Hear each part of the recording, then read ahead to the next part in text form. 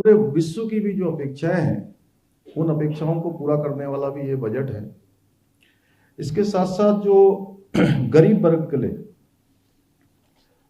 वित्त मंत्री जी ने जो बजट कल रखा है उसमें जो टैक्स रिजीम में टैक्स छूट की सीमा 5 लाख थी सालाना, उसको बढ़ाकर 7 लाख रुपए कर दिया गया है। ये जहां इस बजट में उद्यमियों की, गरीब वर्ग की और मध्यम वर्ग की विशेष रूप से चिंता की गई है। इसके साथ साथ अभी मैं इस कार्यक्रम में आने से पहले आज जिला कारागार देहरादून में गया था, तो वहां पर जब मैंने उनको बताया आज कि इस बजट में एक और प्रावधान किया गया है कि जो कैदी जेलों में बंद हैं, जो निर्बल वर्ग के हैं, वृद्धजन हैं, जिनकी कोई बेल लेने वाला नहीं है, उस धनराशि का प्रावधान भी इस बजट में किया गया है, जिससे कि मैं समझता हूं 2 लाख कैदी ऐसे हैं जिनकी सजा पूरी हो गई है, लेकिन रिहाई के लिए जो रकम तय होती है वो न होने के कारण से वो जेल में बंद रहते हैं। अब ऐसे जो गरीब कैदी हैं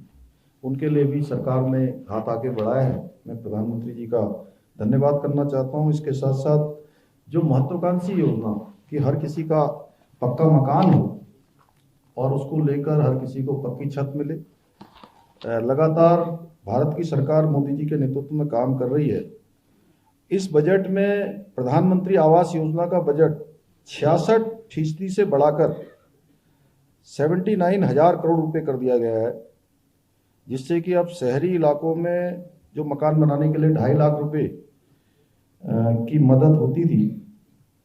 अब कुल मिलाकर 3 जनवरी 2022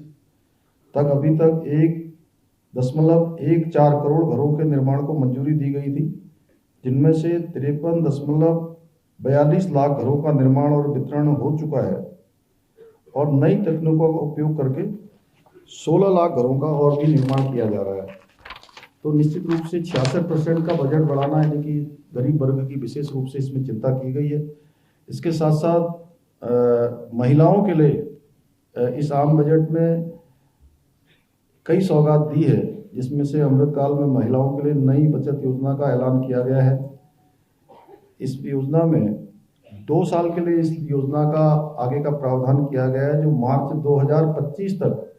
महिलाएं 2 लाख रुपए तक का महिला सम्मान बचत पत्र खरीद सकती हैं और इस पर 7.5% की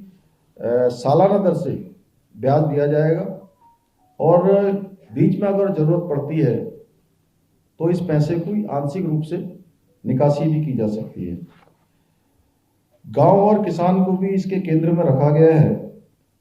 जहां किसानों के लिए बड़े ऐलान किए गए हैं। गांव और किसानों के लिए सरकार ने इस साल किसानों को 20 लाख करोड़ रुपए तक का जो एक बड़ा लक्ष्य है, ऋण बांटने का लक्ष्य तय किया है। और सबसे बड़ी बात है कि मोटे अनाज को लेकर हमारे जैसे राज्य उत्तराखंड को इसमें विशेष रूप से फायदा होने वाला है। 3600 रुपये कुंटल, 3600 कुंटल का जो मड़वा का अनाज है वो पहले से भी खरीदा जा रहा है और भारत सरकार ने भी इसको अपनी स्वीकृति दी है। और इससे जहां मोटे अनाज को बढ़ावा देने के लिए ये अन्न योजना प्रारंभ की गई है, वहीं किसानों की खेती की योजना में बनाने में बीमा, कर्ज, मार्केट इंटेलिजेंस और कृषि आधारित उद्योगों तक पहुंचने में भी निश्चित रूप से इससे मदद मिलेगी। उत्पादन क्षमता भी बढ़ेगी और लाभ कमाने की भी क्षमता बढ़ेगी। जहां समर्थन मूल्य घोषित किया गया है उससे निश्चित रूप से ये दोनों ही प्रकार के फायदे होंगे और किसान और सरकार दोनों के बीच में समन्वय भी बढ़ेगा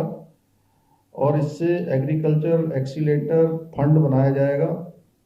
जिसके तहत स्टार्टअप को भी बढ़ावा मिलेगा। सरकार ने इस बजट में मत्स्य संपदा की भी नई उप योजना में 6,000 करोड़ के निवेश का फैसला लिया है।